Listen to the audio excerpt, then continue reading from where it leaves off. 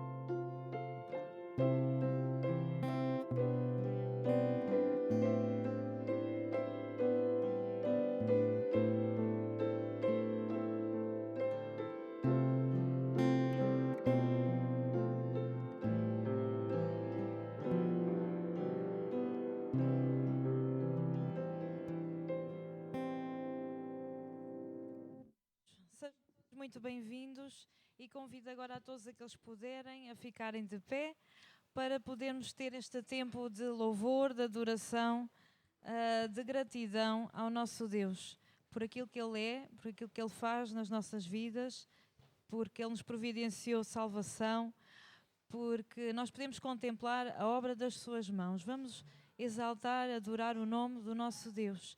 E também quem quiser participar com a contribuição do Euromissionário poderá fazê-lo agora.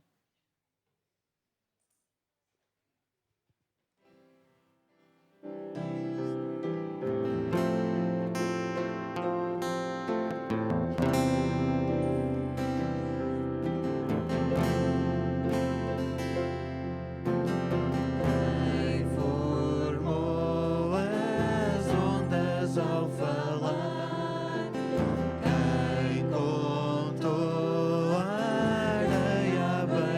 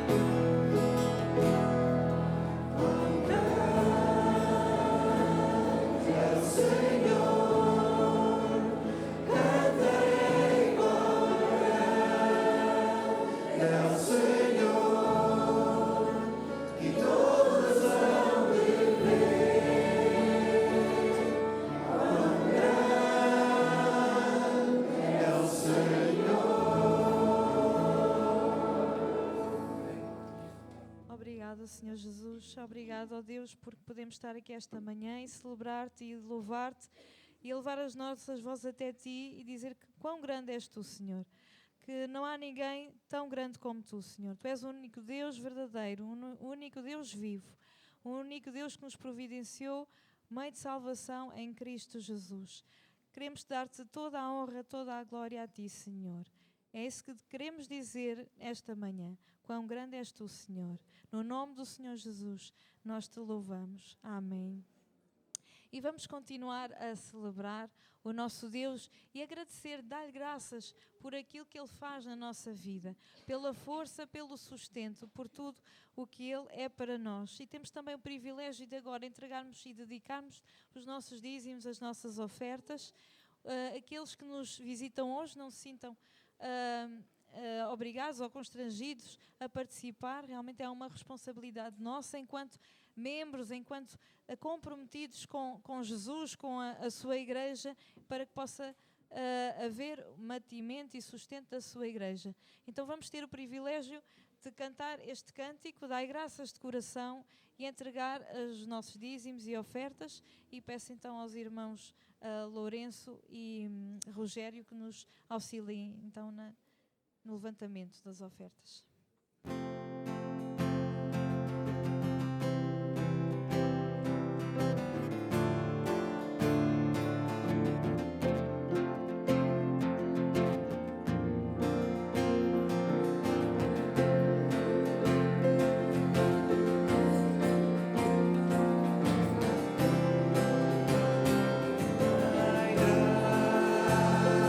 Graças de coração,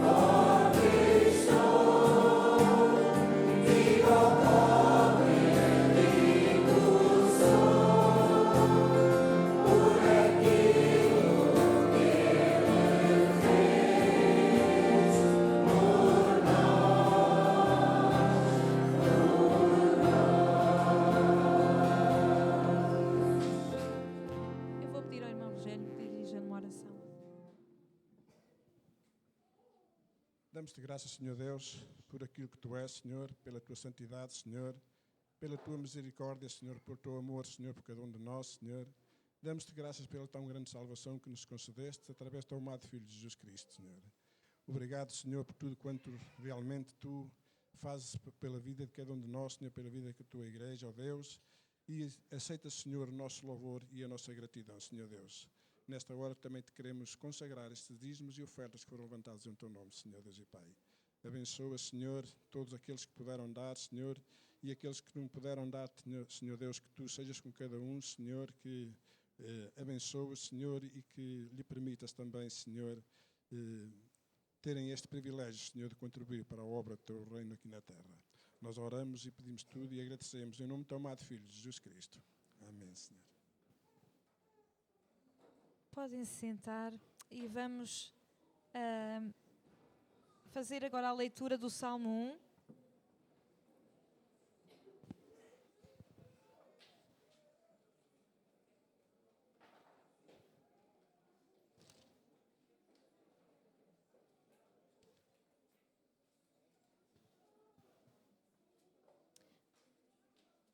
Vamos ler este Salmo, Salmo 1. É um salmo bastante conhecido, nosso, da Igreja. E fala de como é o proceder e como é a vida daquele homem que realmente tem prazer na lei do Senhor, que tem prazer em cumprir com a palavra de Deus, em ser obediente a Deus, em viver segundo a vontade de Deus. E diz assim: bem-aventurado o homem que não anda no conselho dos ímpios, não se detém no caminho dos pecadores, nem se assenta na roda dos escarnecedores. Antes, o seu prazer está na lei do Senhor, e na sua lei medita de dia e de noite. Ele é como árvore plantada junto a correntes de águas, que no devido tempo dá o seu fruto, e cuja folhagem não murcha, e tudo quanto ele faz será bem-sucedido. Os ímpios não são assim. São, porém, como a palha que o vento dispersa. Por isso os perversos não prevalecerão no juízo, nem os pecadores na congregação dos justos. Pois o Senhor conhece o caminho dos justos, mas o caminho dos ímpios perecerá. Que cada um de nós possa buscar a santidade de Deus e a fidelidade de Deus, e que possamos andar firmes e fiéis na sua palavra. E é isso que também vamos cantar agora, antes de ouvirmos a mensagem por parte do pastor. Buscar realmente esta santidade, esta fidelidade, é o que nós desejamos para as nossas vidas, e é o meu desejo também para a vida de cada um de nós aqui presente esta manhã, e é o desejo que Deus tem para cada um de nós.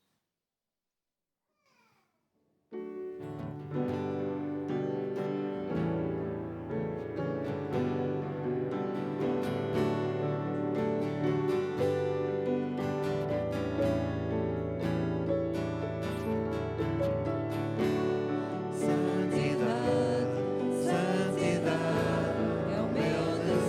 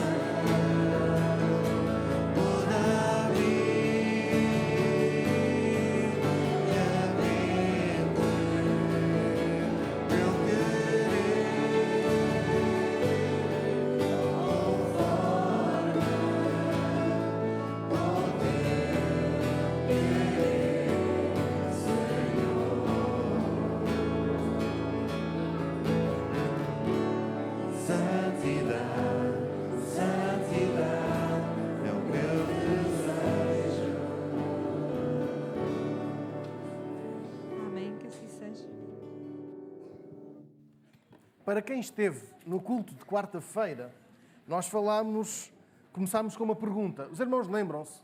Quem esteve no culto de quarta-feira? Só. Liliana, aqui.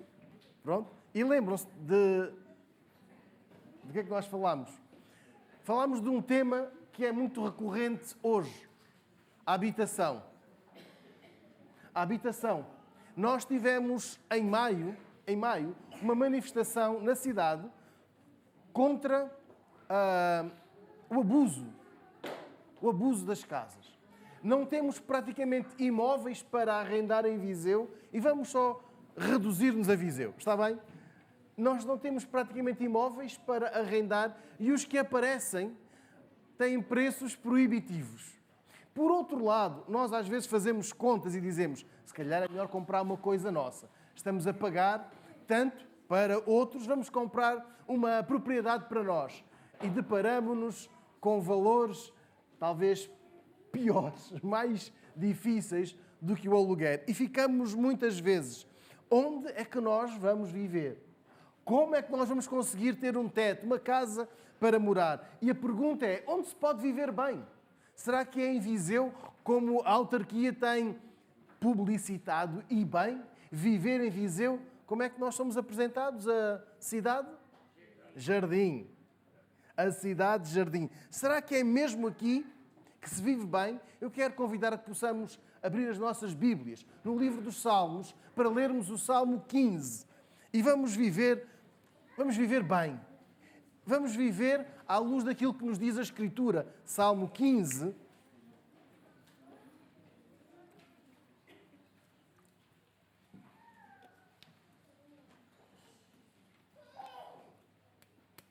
E dar tempo para que todos possamos abrir no Salmo 15.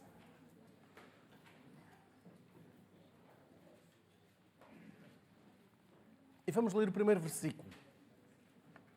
Senhor, quem habitará no teu tabernáculo? Quem morará no teu santo monte? Onde vive a verdade? Versículo 1. A verdade vive com Deus. O salmista tem aqui esta pergunta. Tem também um desejo. Este salmo é um desejo do salmista. Mas ele faz aqui a pergunta. Quem? Este salmo é atribuído a Davi. Aquele que foi não o primeiro rei, mas o segundo rei de Israel. E aquele rei que marcou toda uma... Não foi só uma geração, mas todo um reino, toda uma esperança, uma expectativa. E sendo ele o autor deste poema, ele destaca a importância de viver com o Senhor, na tenda do Senhor. O versículo 1 fala, quem habitará, quem morará no teu tabernáculo. O tabernáculo era uma enorme tenda. E os irmãos que tiverem curiosidade podem ler no livro do Êxodo tudo aquilo que diz respeito ao tabernáculo, as dimensões, o material e a colocação do mesmo, não só no meio do povo, e nós sabemos que o tabernáculo estava no meio do povo, mas a sua orientação. A porta ficava para um lado, a segunda porta voltada para o outro, e o tabernáculo significava também a presença de Deus no meio do povo. Os sacerdotes e os levitas tinham a responsabilidade de zelar pela manutenção da tenda, a montagem, a desmontagem, o transporte e o cuidado com cada um dos utensílios que existia naquela enorme tenda. E como Deus estava no meio do povo e aquela tenda tinha toda a atenção, o cuidado, o esmero, o zelo de todo o povo, daí se destacar a importância desta grande tenda. Deus fica no centro do seu povo, no meio. E quando a ordem da construção para a grande tenda foi dada, havia tanta especificidade que até as cortinas tinham de ser trabalhadas, imagine-se, a parte de baixo em forma de amêndoa. Não podia ser outra. Tinha de ser assim. As dimensões das cortinas eram muito precisas e depois há um aspecto que elas tinham de ficar entrelaçadas. A disposição do mobiliário não podia ser conforme a vontade de um sacerdote ou de outro, ou daquele que arrumasse. Não, tinha de ficar deste lado. Tinha de ficar daquele lado, voltado para norte. E era assim que Deus queria. Então havia um cuidado na manutenção, no transporte.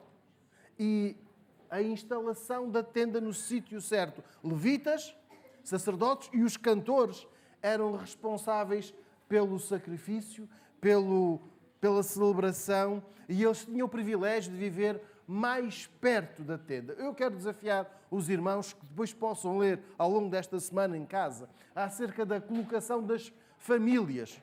Onde ficavam os familiares mais perto da tenda. E aí vamos perceber versículo 1, que não diz respeito a isto, pois não? Vamos ler o versículo 1, não diz quem habitará perto da tua tenda, certo? Diz-nos quem habitará no teu tabernáculo. Os irmãos conseguem perceber a diferença? É que os levitas ficavam perto. E o salmista não está a dizer, eu quero viver perto. Ele pergunta, quem habitará no teu tabernáculo? Quem habitará? Ainda que os levitas vivessem mais perto da tenda, eles não viviam na tenda. E o salmista tem a pergunta, quem habitará no teu tabernáculo? Isto é muito diferente, irmãos. Viver perto e viver dentro. Reparem, não que seja uma impossibilidade, mas é algo que eleva a condição humana. E a pergunta, ainda no versículo 1, a pergunta seguinte, reforça, quem morará no teu santo monte? O monte onde Moisés recebeu as instruções, as ordens, e significava que estava mais perto de Deus. Aliás, nós temos a nossa cidade cheia de momentos, eu volto a repetir, momentos religiosos, e estes momentos de peregrinação, eu não estou a falar de monumentos, está bem? Momentos religiosos que a nossa cidade tem e estão em lugares altos. E nós podemos ver que não é só em Viseu, mas é um pouco por toda a parte. O lugar alto significa que está mais próximo de Deus. E esta ideia é no Santo Monte, lá em cima, mais perto de Deus. Portanto, versículo 1, o salmista transmite a ideia de morar com Deus. É mais do que um objetivo isolado, mais do que um momento religioso, mais do que uma ocasião pontual. É aqui a noção da superioridade, o transcendente, e isso é intrínseco ao ser humano. Todos nós temos a noção de que existe alguém, algo muito superior, alguém que nos é superior, alguém que nos transcende. E todos nós temos uma dimensão espiritual. Os seres humanos, ainda que alguns neguem esta dimensão espiritual, outros negligenciem e outros não tenham muito tempo para elas. O salmista reporta aqui no versículo 1, Senhor, quem é que vai viver no teu santuário? Quem é que habitará no teu santo monte? O que desejo para todos nós, à luz do versículo 1, é que tenhamos esta vontade, este desejo, esta curiosidade de viver com Deus. Não perto dele, atenção, viver perto de Deus nem sempre significa que eu deixe que Deus fique em mim. E o versículo 1 não está a dizer quem é que vive perto de Deus? Quem é que mora com Deus? Nós precisamos de desejar viver com Deus. Não é perto, mas é com o próprio Deus. E agora vejamos o versículo 2. E é tão importante ler o versículo 2 porque é uma resposta. Aquele que anda sinceramente, pratica a justiça e fala a verdade no seu coração. Onde vive a verdade? Versículo 2. A verdade vive a falar, a caminhar, sentar. Onde quer que esteja, versículo 2. É um versículo tão rico que nos faz perceber que para viver sempre diante de Deus, algo tem de acontecer em nós. Quando nós, versículo 1, temos o desejo de viver com Deus, não ao lado, mas com o próprio Deus, algo tem de acontecer em nós. Olhemos para o versículo 2, atentamente. Andar em sinceridade, aquele que anda sinceramente. Andar em sinceridade é o que nós chamamos de integridade. Chamamos de alguém íntegro, é uma pessoa com um caráter impoluto. E não estamos a falar de alguém que nunca falhou, alguém que nunca se engana, mas é alguém que é correto. Alguém que é correto. Agora, para os estudantes que acabaram as aulas, quando vocês estavam com os vossos colegas, com os vossos professores, quando estavam com os alunos, quando estavam com os colegas, para os que ainda estão a trabalhar, quando nós andamos na verdade. quando nós somos corretos, verdadeiros. E quando as palavras refletem o que vai no seu interior. É alguém que não se afasta da verdade. Seja em casa, seja no emprego, nas férias, nas compras. Há dias encontrava uma publicação no Facebook que alguém dizia que estava nas compras e alguém colocou o produto, comprou e colocou na balança o peso e depois de colocar lá o rótulo, foi buscar mais para colocar. Ou seja, pagou 500, mas levou 1000. E o que dizer nestas circunstâncias? Será verdade? Irmãos, são coisas muito simples que está aqui a falar o versículo 2. Até nas compras nós falamos a verdade. Nós, quando vamos às compras, e aqueles que ainda pagam em dinheiro, são poucos, os que ainda pagam em dinheiro, quando as compras são feitas e no final a conta vem, e se o funcionário da loja se enganar, nos colocar lá um preço mais elevado, o que é que nós fazemos? Corrija lá, por favor, faça bem as contas. Mas quando é menos, quando não passa, nós compramos 2, 3 produtos e só passa o primeiro. E em vez de pagarmos os 3 euros, só pagamos 1. O que é que nós dizemos? Olha, falta-me, tenho de pôr mais.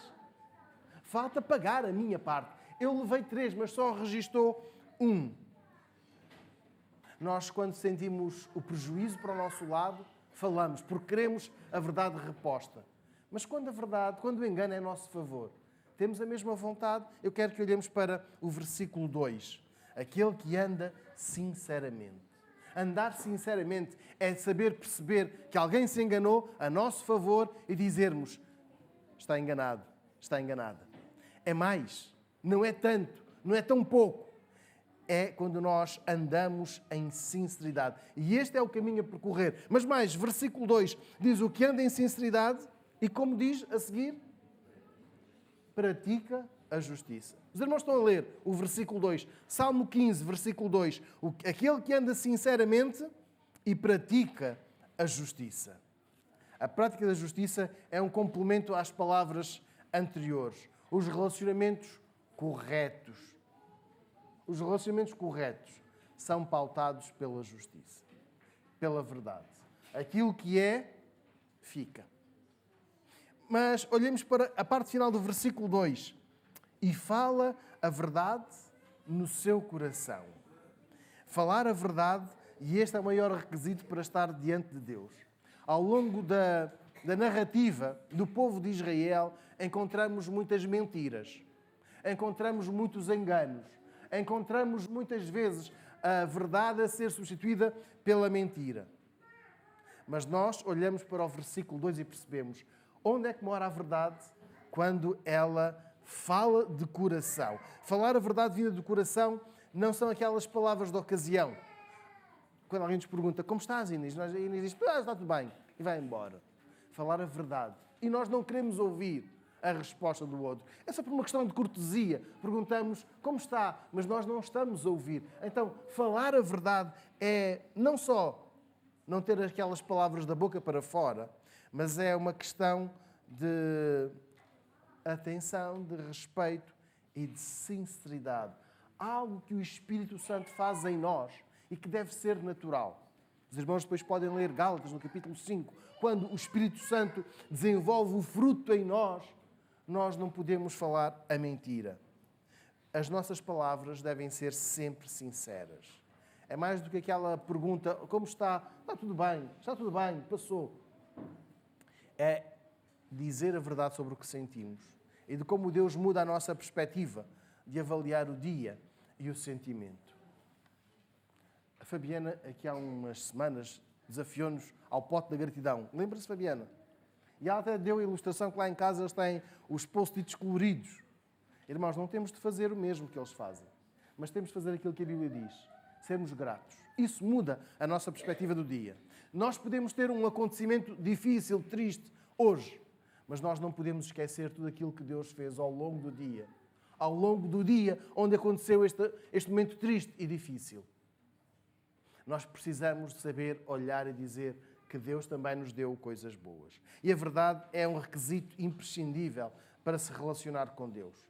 Falar a verdade tem de ser uma constante na nossa vida, para que nós possamos revelar que vivemos, versículo 1, com Deus, que nós estamos a viver com Deus. A pergunta é, do que é que nós temos falado? O que é que fala o nosso coração? Fala da verdade? Fala a verdade? Ou de vez em quando também pode falar a verdade? Nós precisamos de falar sempre a verdade. E agora, chama a atenção do versículo 3. Aquele que não difama com a sua língua, nem faz mal ao seu próximo, nem aceita nenhum opróbrio contra o seu próximo. Alguém tem uma tradução diferente no versículo 3, na última frase. A tradução que os diz, nem aceita nenhum opróbrio contra o seu próximo. Alguém tem uma versão diferente? Não lança injúria contra o seu vizinho. Nós estamos aqui a olhar para o versículo 3 e nós percebemos onde vive a verdade vive sem maldade. Sem maldade. Irmãos, versículo 3, estamos aqui a falar da difamação. A difamação é uma arma nuclear muito mais potente do que aquela que se usou no Japão para terminar a Segunda Guerra Mundial. A difamação é falar mal de alguém sem que esta pessoa se possa defender. É muitas vezes lançar o boato acerca daquilo que esta pessoa fez, eventualmente terá feito. Eu não estava lá, mas ela terá feito. E o salmista diz que quem vive diante de Deus não destrói, não difama, não levanta suspeitas. Sabe, irmãos, o rei Davi, o autor destas palavras, sofreu momentos de difamação. O seu antecessor, o rei Saul, completamente cego, completamente dominado por sentimentos de destruição, perseguiu Davi, difamou-o e tornou-o um inimigo do reino. E disse que era Davi quem queria o mal do rei e do reino, de todas as pessoas no reino de Israel. Mais tarde, já enquanto rei, o filho de Davi, Absalão, colocou-se à entrada, nas portas da cidade de Jerusalém e perguntou: vocês vêm apresentar a vossa causa diante do rei? Ele não está interessado. Eu estou. Não adianta vocês irem lá falar com o rei, porque ele não vos dá ouvidos. Falem comigo. Eu sou o correto. Reparem a difamação que ele fez em relação ao seu próprio pai. E a difamação mina qualquer relacionamento. A difamação mina qualquer ministério, mina qualquer família, independentemente de nós estarmos a falar do rei Davi ou de estarmos a falar de algum de nós aqui presentes. Os difamadores, versículo 3, não vivem com Deus. Aquele que não difama com a sua língua. Difamar não é só acusar este ou aquele de ter roubado, de ter abusado desta ou daquela pessoa. É quando nós, em conversas menos problemáticas, e não em falar para os órgãos de comunicação social, quando estamos em conversas mais informais, nós estarmos a denegrir, a diminuir a imagem de outras pessoas. Além de não falarem mal, versículo 3, também não desejam mal para as pessoas mais próximas, nem faz o mal ao seu próximo. Quer isto dizer que aqueles que vivem, na verdade, não desejam o mal para a sua família, não desejam o mal para os seus amigos mais próximos. Caso contrário, não são amigos. Caso contrário, não são amigos. Mesmo que sejam aqueles pensamentos leves, rápidos, em que se deseja que aquela pessoa, é bom que parta uma perna, ou até um pouco mais longe, que morra. São estes sentimentos, são estes pensamentos, versículo 3, que nós percebemos, não vivem em nós. Não vivem em nós. Podem passar, mas não vivem. Podem estar perto, mas não vivem em nós. Então, a verdade vive longe da maldade, longe de alguém que deseja o mal para outros. Isso nunca deve existir em quem vive com Deus. A verdade também é amorosa, porque nunca quer o mal, nunca deseja o mal para as outras pessoas. Elsa, importa-te de reler só a parte final do versículo 3? Não lança injúria contra o seu vizinho. A tradução que uso diz: nem aceita nenhum opróbrio contra o seu próximo. Não lança injúria contra o seu vizinho. Há dias estava a as notícias, estava a almoçar com a Beatriz e estávamos em casa a ver de uma disputa familiar de 6 centímetros.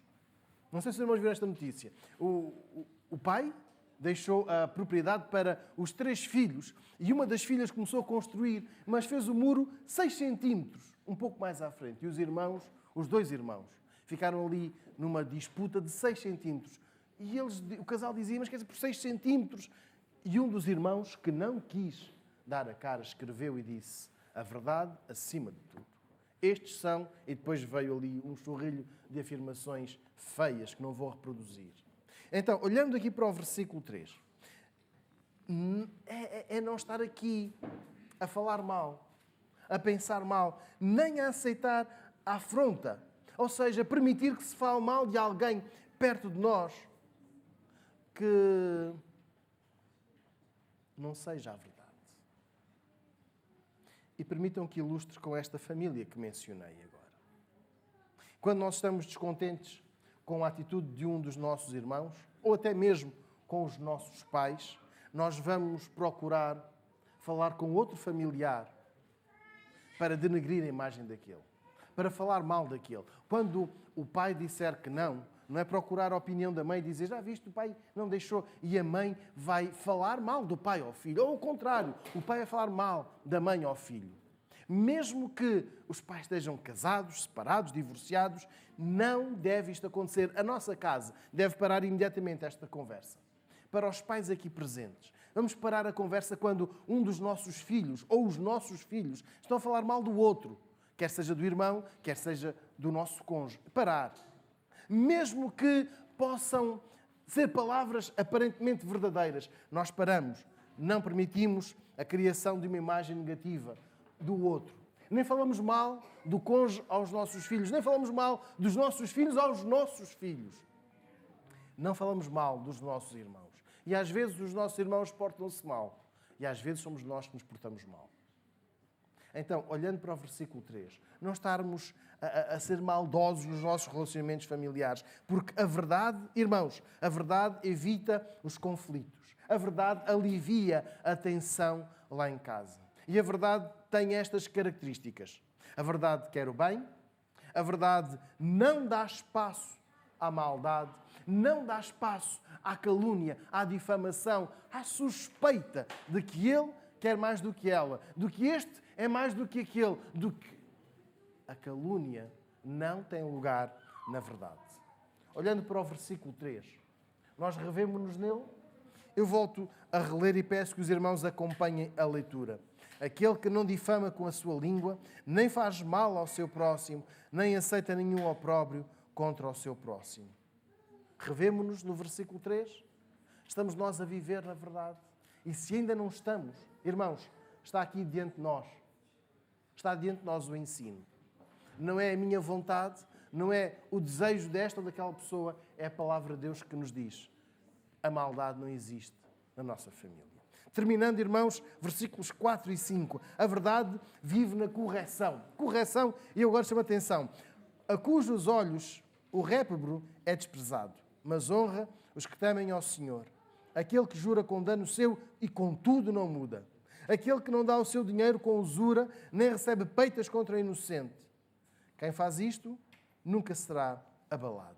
A verdade mora na correção, até nos negócios. Terminando este poema, o salmista abrange algumas áreas, não só no contexto familiar, mas também nos nossos relacionamentos profissionais, nos negócios. Falar com Deus é viver em verdade e também reprovar o que é reprovável. Os irmãos perceberam? É nós não aceitarmos aquilo que não é aceitável. Sejam grandes negócios, negócios com muitos números, sejam os chupa-chupas ou os reboçados. Verdade é sempre verdade. E quando se testemunha algo de errado, não pode ficar tudo igual. Pois é, mas... Não está correto, mas...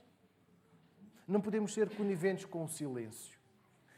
Eu costumo dizer, e há alguns com quem falei recentemente, que a Segunda Guerra Mundial foi, na minha opinião, e aqui é só a minha opinião, irmãos, não é bíblico, é a minha opinião, o momento mais triste da história da Europa no século XX. Nós encontramos 1939, 1945, 6 anos, mas foram os piores anos da Europa. Perseguição, morte, famílias separadas, tortura, experiências diabólicas. E, sabem, houve muito silêncio, houve muita conivência. Não é connosco. Os judeus estão a ser perseguidos. Nós não somos judeus, problema deles. Depois começaram a ser os ciganos. Não somos ciganos, não é nosso, não nos diz respeito. Depois começaram a ser os comunistas. Os comunistas que morram, não nos diz respeito. Percebem, irmãos? O silêncio, a conivência. Quando a Alemanha invadiu a Checoslováquia, nós não somos checoslovacos. Depois invadiu a Polónia, não nos diz respeito. Silêncio. Depois, quando a coisa chegou à França, tudo piorou. Estamos a perceber aqui, irmãos, nós não podemos ser coniventes com a mentira através do silêncio. E aceitar uma mentira como se fosse verdade por causa do nosso silêncio. Há momentos em que nós não sabemos se determinada pessoa fala verdade e aí nós vamos aceitar. Mas quando sabemos que é mentira, nós não podemos ficar indiferentes. Depois há outro aspecto importante que é aquilo que nós chamamos palavra de honra. Chama atenção, versículo 4. Aquele que jura com dano seu e contudo não muda. Aquele que se compromete, aquele que honra a palavra porque não muda. A aplicação da mesma. Se eu disse que sim, então eu vou levar até ao fim. Quando uma pessoa se compromete com um determinado assunto, mesmo que possa ser prejudicial para si, essa pessoa honra o que foi dito. Isto é válido, irmãos, para os nossos negócios, para quem é fiador.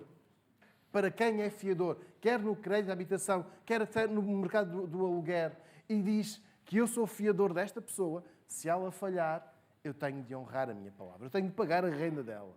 Não posso dizer, pois, mas isto não me diz respeito. Eu assumi ser fiador, mas agora já não quero mais. Honrar a palavra. Certa vez, um missionário que esteve entre nós nos anos 80, 90, disse: palavra de honra, versículo 4, é quando os pais se comprometem com os filhos a ir passear com eles ao sábado, ao parque, e depois recebem uma chamada: queres ir jogar futebol connosco? E diz ao filho: o pai já não pode ir, recebeu um convite melhor. Isto é perder a honra, perder a palavra de honra diante do seu filho. Mesmo, versículo 4, estamos a ler, mesmo que surja um assunto, uma proposta muito melhor, a nossa palavra foi: eu vou, então nós vamos. A nossa palavra foi: eu dou, então nós damos. Falei dos fiadores, falei da família, a nossa palavra é uma palavra de honra. Eu quero que nós possamos, um de nós possa ler Eclesiastes, capítulo 5, versículo 5. Eu sei que é conhecido, mas eu peço a um de nós possa ler em voz alta Eclesiastes, capítulo 5, versículo 5. Melhor é que não votes e não compres. Se não te importas, Miguel, pode ler novamente, por favor. Melhor é que não votes e não compres. Irmãos, isto é bíblico. Os irmãos podem ler. Estão com as Bíblias abertas em Eclesiastes 5, versículo 5. Deus não se agrada de votos tolos. Então é melhor que não te comprometas do que se te comprometeres e depois não honrares a tua palavra. É melhor não assumir qualquer compromisso do que assumir e depois dizer: eu já não quero. O versículo 5 diz: não dá o seu dinheiro com usura, ou seja, quando alguém nos pede ajuda, eu ajudo-te. Ah, mas vais pagar e bem. Vais pagar e bem. E em vez de 5, ela está a pagar 25, 35. Versículo 5. Nem recebe peitas contra o inocente. Curiosamente, João Batista vai usar esta mesma ideia quando for confrontado com as pessoas que olham para ele e perguntam: o que é que nós temos de fazer? O que é que devemos de fazer? João diz: o que tem 2 túnicas, reparta com aquele que não tem. E depois os próprios militares romanos perguntaram: e nós? Não aceitem qualquer denúncia falsa. Versículo 5. Quem ama a verdade deve ser íntegro. Deve ser correto. Eu falei nos negócios. Falei nestes contratos que assinamos muitas vezes para sermos fiadores dos nossos filhos, dos nossos irmãos, de desconhecidos. Mas nós assumimos, então vamos ter de ir até ao fim. Palavra de honra. Mas também em casa. Quando nós assumimos estar com a nossa família e depois recebermos um convite muito mais atrativo, nós dizermos não ao convite mais atrativo. A nossa palavra deve ser necessária para validar a nossa honra, a nossa integridade, a nossa seriedade. Termino com o versículo 5 que diz: quem faz isto, como termina? Os irmãos estão a ler o versículo 5? Não será jamais abalado. O Danilo contava ontem um episódio muito interessante, quando eles estiveram nos Estados Unidos. Viu um anúncio de que haveria um furacão, e porque a temporada dos furacões lá é muito marcada. E achou interessante que a casa não caiu. A casa não caiu. Irmãos, o versículo 5 que nos diz: quando nós vivemos na verdade, não seremos o quê? Abalados. Não cairemos. E esta é uma tremenda confiança, porque só quem tem, versículo 1, a relação de viver com Deus, não é perto de Deus. Quem vive com Deus pode afirmar que a verdade é o caminho para viver diante de Deus. Jesus disse no Evangelho de João que quem guardar os seus mandamentos permanece no amor. E mais, Jesus dá-se como exemplo maior nesse amor, na sua relação com o Pai. Irmãos, a verdade não custa quando nós estamos do lado da verdade. Quando nós estamos do outro lado, a verdade não nos convém. A verdade nem sempre convém. E a verdade, por vezes, dói. Ou como nós dizemos no nosso ditado, a verdade dói, mas é verdade. A verdade não dói quando nós estamos do lado da verdade. Quando nós estamos certos de que vivemos permanentemente com Deus. Nós temos de ser verdadeiros. Eu quero perguntar hoje a quem aqui está. Quem está aqui connosco hoje? Antes mesmo de nós termos este tempo de celebração da ceia. Onde é que tem vivido? Onde é que tem vivido, não nos últimos 2 ou 3 dias, mas onde é que tem vivido a sua vida? Diante de Deus?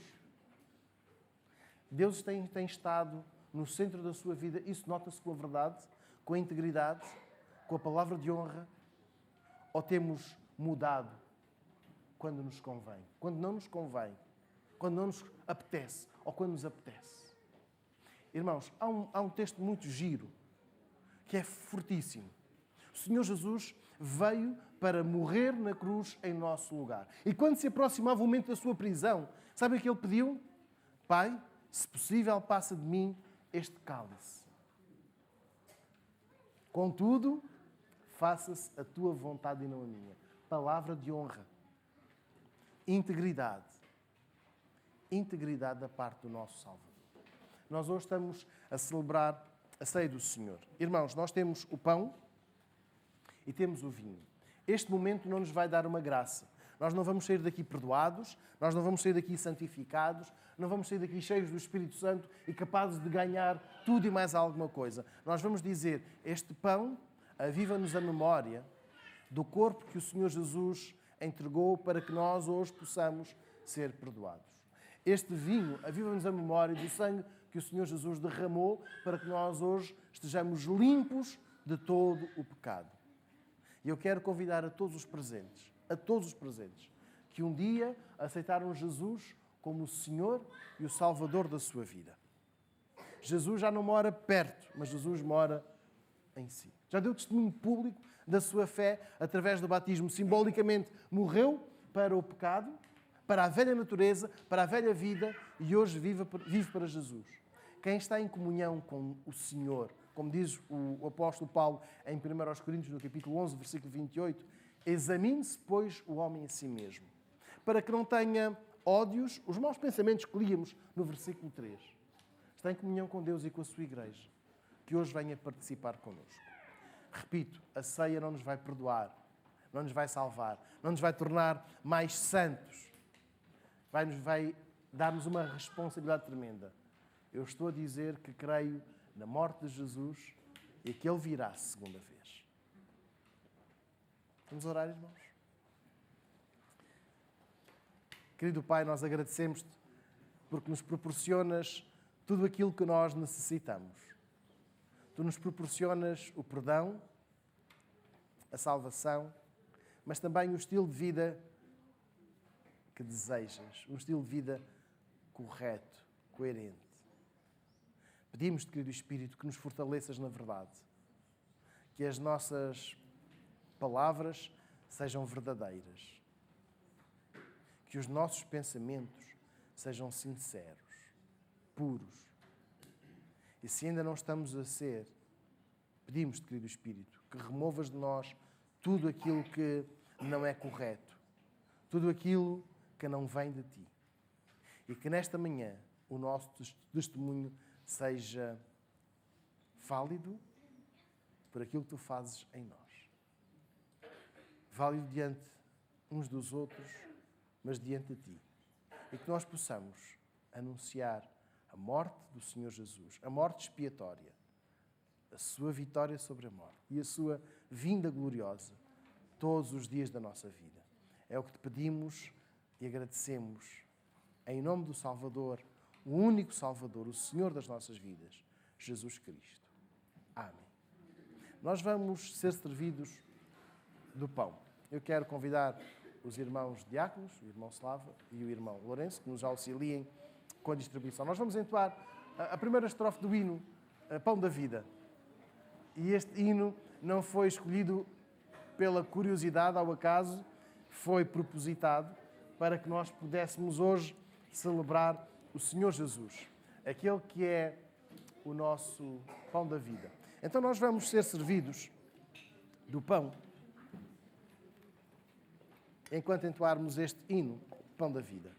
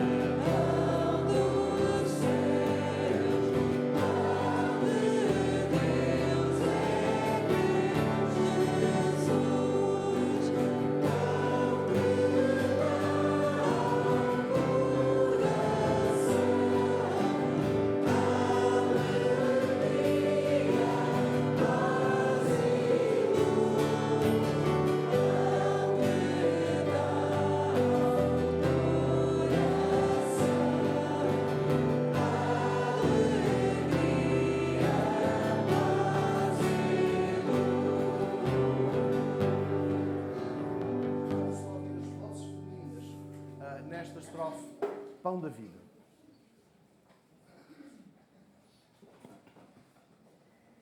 Pão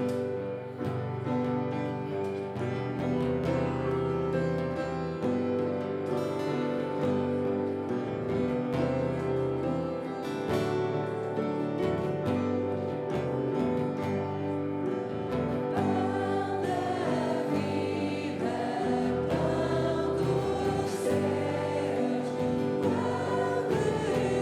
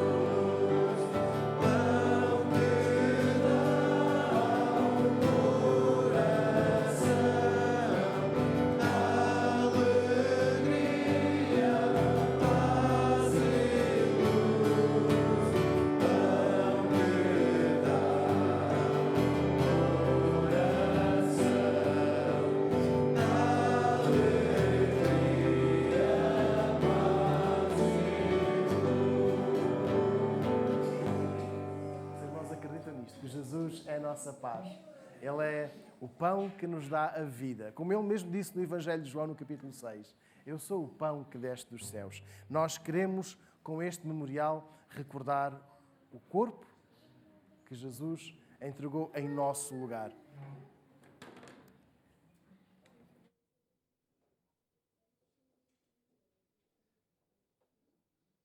Irmãos, eu quero convidar que juntos possamos abrir as nossas Bíblias no Evangelho de Mateus. Mateus, capítulo 26.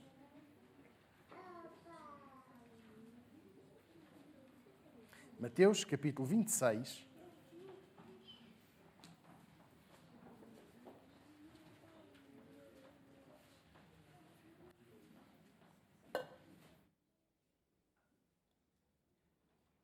Diz assim, Mateus capítulo 26, versículo 26. E, quando comiam, Jesus tomou o pão e, abençoando-o, partiu e deu aos discípulos e disse: tomai e comei, isto é o meu corpo. Nós vamos orar. Ir ao irmão Slava, que nos diz uma palavra de oração, e depois juntos tomamos o pão.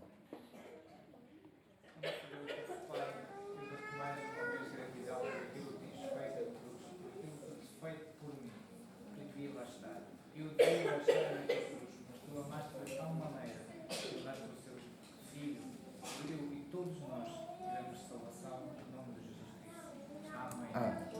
Juntos tomemos o pão.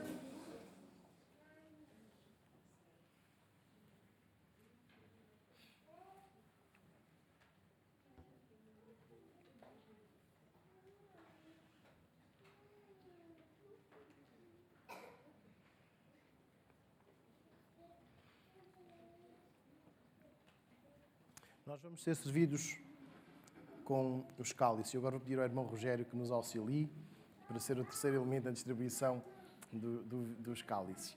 E estes cálices têm vinho. Irmãos, não se vai transformar em sangue do Senhor Jesus. Recorda-nos o sacrifício que Ele fez por nós e é o que nós vamos cantar com este hino enquanto somos servidos dos cálices.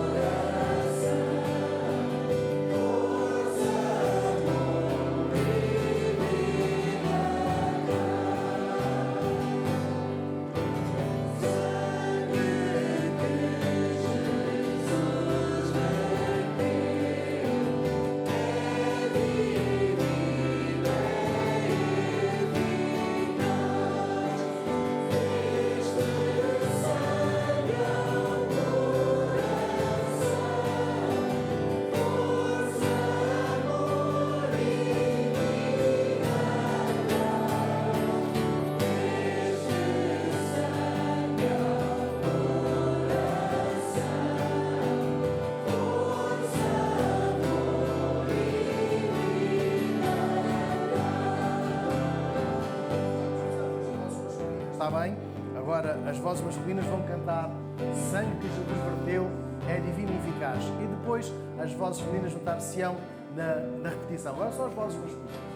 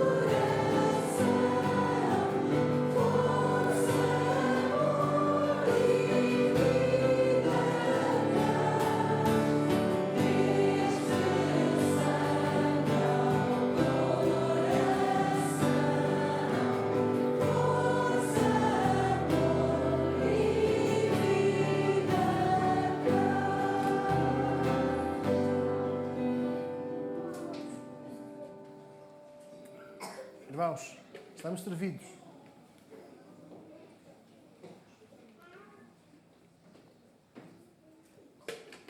Quero convidar que possamos abrir as nossas Bíblias no Evangelho de Mateus, novamente no capítulo 26. Mateus, capítulo 26, e vamos ler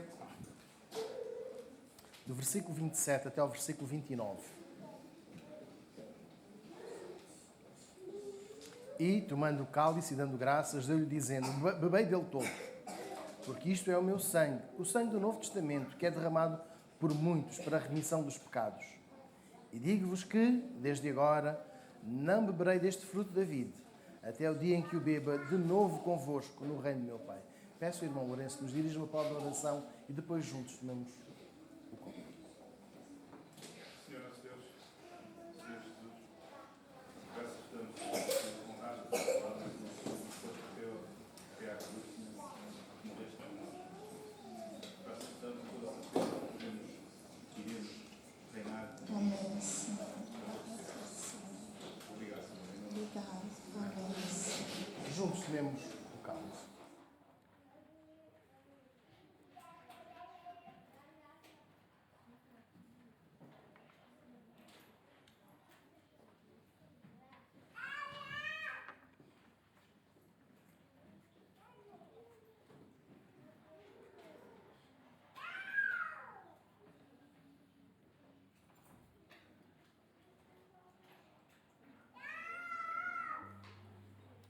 Nós podemos ficar de pé. E enquanto os cálices são recolhidos, nós podemos entoar esta última estrofe e recordar a alegria que é da segunda vinda do Senhor Jesus. Ele mesmo disse que não beberia mais até aquele dia em que voltasse. A ceia não é apenas olhar para trás, é também olhar para a frente, para o futuro, quando Jesus vier.